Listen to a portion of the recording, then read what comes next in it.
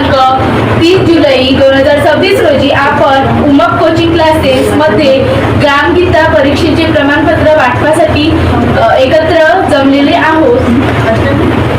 त्यासाठी सर्वप्रथम आजच्या कार्यक्रमाचे अध्यक्ष आदरणीय उत्तमरावजी ठाकूरकर काका यांच्या स्वागतासाठी मी दिने काका यांना आमंत्रित करते। दिने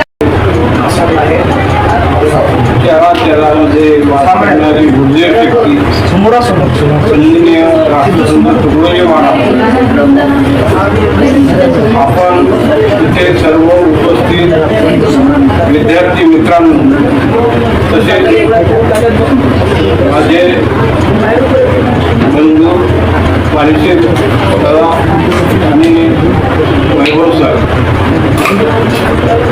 आज आपण याच्या आधी विद्यार्थ्यांना परीक्षेला बसवलं होतं। परीक्षा पहिली, दुसरी, तिसरी, चौथी आणि पाचवी 5 परीक्षा असते। तर पहिल्या परीक्षेला 20 रुपये फी असते, दुसऱ्याला 30, चौथीला 40, पाचवीला 50 आणि नंतर 120 रुपये असते। आपण विद्यार्थी सर्व परीक्षेला बसले आणि चांगल्या रेटिंगनी मार्क घेऊन पास झाले। मुख्य उद्देश तुकडोजी महाराजांचा हाच होता की आपण त्यांचा जो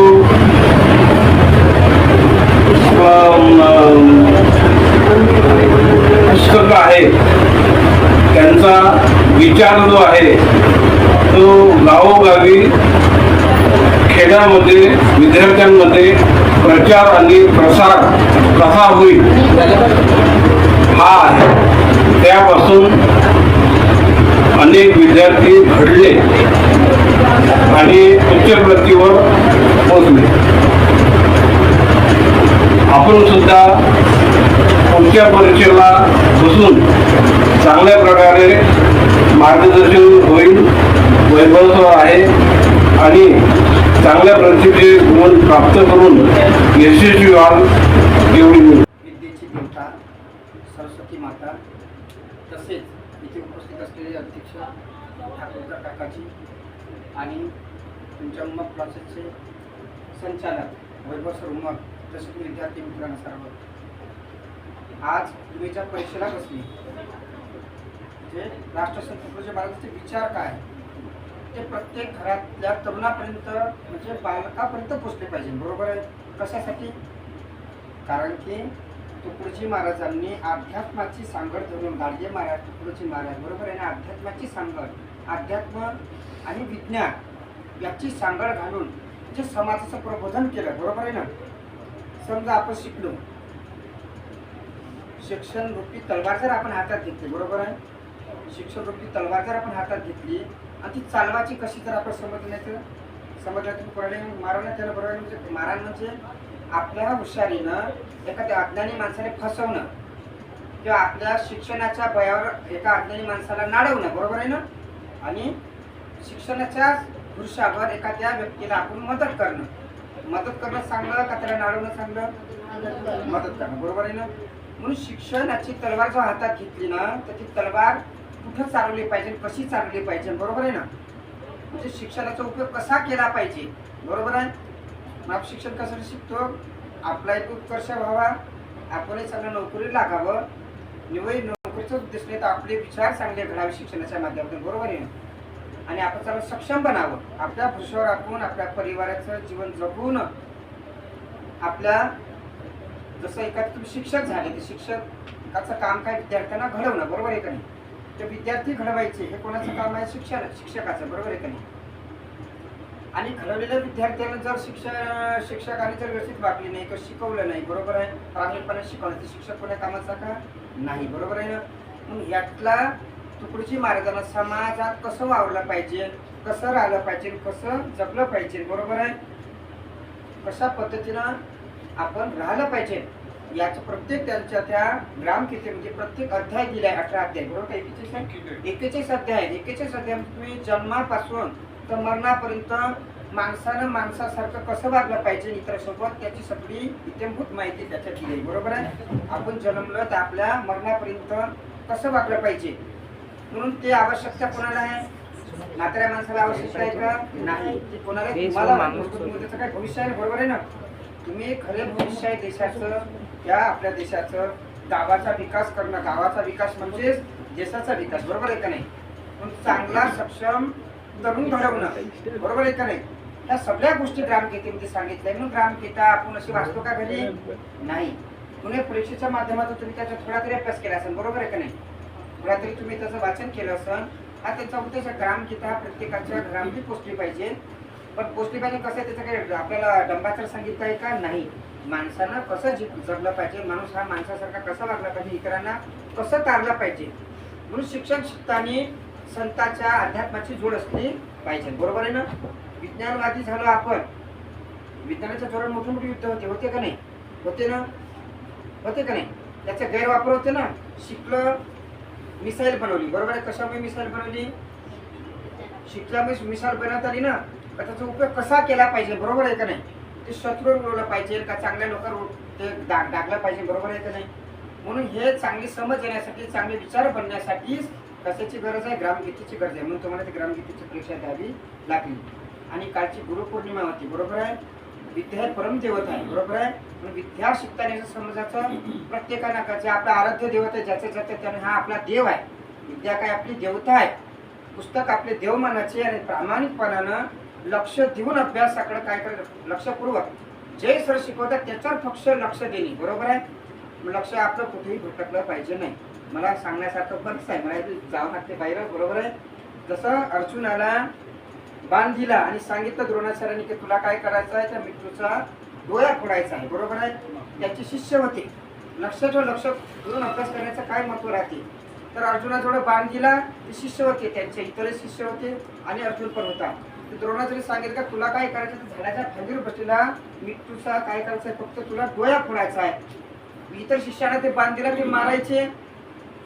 त्यांनी सांगितलं डोळा फोडायचं हे काही नाही मारायची. इकडे फांदी लागायचा तिकडे शेपटा लागायचा तिकडे लागायचा.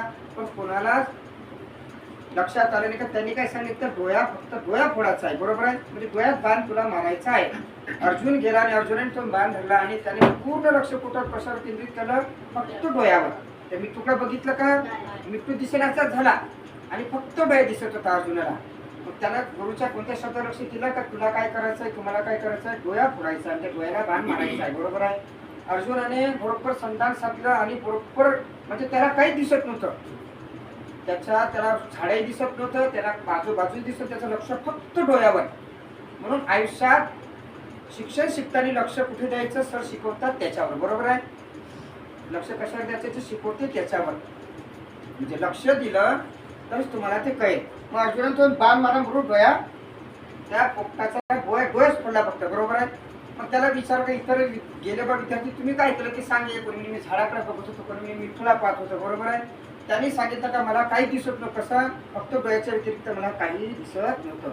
तसं शिक्षण शिकताना तुम्हाला शिक्षणा व्यतिरिक्त काही दिसलं पाहिजे नाही. आता साधनं कोणते आपल्याजवळ मोबाईल आहे TV आहे बरोबर आहे का नाही. हे मनोरंजन साधना याचा वापर केला पाहिजे तो कमी केला पाहिजे. आणि ह्या सगळ्या गोष्टीतून तुम्ही लक्ष काढून बरोबर आहे कुठे लक्ष केंद्रित केलं पाहिजे जे आपले गुरुजन सांगतात. म्हणून शाळेत राहा की ट्युशनमध्ये राहा तुम्ही काळजीपूर्वक लक्ष दिलं आणि मेहनत चिकाटीनं जर तुम्ही शिक्षण तुम्हाला धडे भरपूर चिकाटी असेल म्हणायचे बरेचसे तुम्हाला धडे आहे. आमच्या काय होते ते धडे यासाठी काम त्याच्यातून शिकलं पाहिजे. ते अवगत केलं पाहिजे मनावर घेतलं पाहिजे. जिद्द ठेवली पाहिजे ना जिद्द बरोबर आहे ना. छत्रपती शिवाजी महाराजांनी जिद्द ठेवली का मला हिंदवी स्वराज्य स्थापन करायचं आहे. बाबासाहेब आंबेडकरांनी जिद्द ठेवली का मला काय करायचं आहे शिक्षण शिकून बरोबर आहे. इथे जाती धर्मात विविध प्रकारचे लोक वाटत इकडे त्यांना काही एक आणायचं आहे. जे लोक अडाणी आहे जे अशिक्षित आहे ज्यांना अधिकार नाही त्यांना काय करतो सक्षम बनायचं. पहिले आपल्याला सक्षम लागलं नाही बरोबर की नाही. पहिले ते ज्ञान आपल्यात असलं पाहिजे म्हणून त्यांनी अघात परिश्रम केले. मग त्यावर लाईट होती त्यांना सडकर बसून गेल्याकडे अभ्यास करायचे रात्ररात्रच अभ्यास करायचे. तेव्हाच बाबासाहेब आंबेडकर घडले ना बरोबर आहे ना. म्हणून त्याने आईचे शब्द आपल्या वडिलांचे शब्द आपल्या गुरुजनाचं ऐकलं आणि ते काय एक महान काय झाले या देशाचे आपल्या संविधानाच्या काय जर शिल्पकार झाले, त्याला आपण भारतरत्न ही पदवी दिली आपल्या देशाला, बरोबर आहे. अख्ख्या जगाच्या पदवी बाबासाहेब आंबेडकरचं नाव घेतलं जाते, बरोबर आहे ना. तसेच स्वामी विवेकानंद साधू वेशात होते, पण आपल्या देशाचं जेव्हा प्रतिनिधित्व कुठं जाऊन त्यांनी त्या देशामध्ये आपलं प्रतिनिधित्व गाजवलं. कशामुळे? फक्त शिक्षणामुळे, बरोबर. म्हणून अध्यात्म आणि शिक्षणाची जोड सारखीच तुम्हाला कशाची गरज आहे? ग्रामकीर्तीची गरज आहे. म्हणून ते पेपर दिले तुम्ही, त्याच्यात पण तुम्हाला शिक्षणाबद्दल पण माहिती दिली आहे. तुम्ही वाचला का मला माहीत नाही, पण शिक्षण कसं शिकलं पाहिजे, कसं काय पाहिजे, सगळ्या माहिती त्याच्यात दिल्या आहे. म्हणून जीवन जगताना ग्रामकीर्तीचा पण आधार घेऊन जगलं पाहिजे, इतरही बी धर्मग्रंथाचा आधार घेऊन जगलं पाहिजे. आणि मेन म्हणजे शिक्षण हे वाघिणीचं दूध आहे, बरोबर आहे. आता वाघिणीचं दूध जर प्यायला गेलं तर जाण का तुम्ही आणाले आहे ना, ठेवाल का तुम्हाला बाग नाही. तर शिक्षण असं जोरदार वाघिणीचं दूध आहे का ते प्यायला तुम्ही जगाला हारू शकता, बरोबर आहे. म्हणून शिक्षणाच्या क्षेत्रात तुम्ही काय करा? लक्षपूर्वक अभ्यास करा. हेच माझं बोलून माझे शब्द संपले.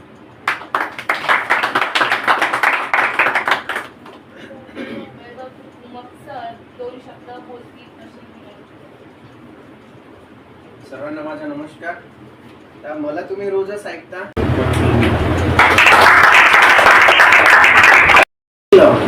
अर्जुनाकडे एक लक्ष होतं. लक्ष कोणतं होतं अर्जुनाचं? पक्षाचा डोळा. तसं आपल्याला लक्ष ठेवायचं आहे, आपल्याला आपलं लक्ष गाठायचं आहे. आपलं लक्ष काय आहे? पर्सेंटेज, बरोबर आहे. अभ्यास. आणि मी तुम्हाला त्या दिवशी एका याच्यात सांगितलं होतं, आपल्याला 2% कमी आले तरी चालेल, पण आपल्याला माणुसकी जपायचं आहे. आपल्याला आपल्या आई वडिलांचं नाव मोठं करायचं आहे. ठीक आहे, मी जास्त बोलणार नाही, लगेच पुढल्या कार्यक्रमासाठी वळतो आणि इथेच थांबतो. धन्यवाद. मी वर्ग 10 आरती या शाळेतील शिकणारी विद्यार्थिनी आहे. आजच्या कार्यक्रमाचे अध्यक्ष माननीय ठाकूरकर काका यांनी वेळेत वेळ काढून आपल्या कार्यक्रमाला हातभार लावला, म्हणून मी त्यांचे मनपूर्वक आभार मानते. तसेच आजच्या कार्यक्रमाचे प्रमुख पाहुणे म्हणून लाभलेले सुरेश महाराज आणि दिने मॅडम तसेच आपले दिने काका यांचे देखील मी मनपूर्वक आभार मानते. तसेच कोचिंगचे संचालक वैभवश्री उमप सर यांचे देखील मी मनपूर्वक आभार मानते. तसेच आपण सर्व विद्यार्थ्यांनी हा कार्यक्रम शांतपणे ऐकून घेतला, म्हणून आपले सुद्धा मी मनपूर्वक आभार मानते. तसेच हा कार्यक्रम संपला असे मी जाहीर करते. धन्यवाद.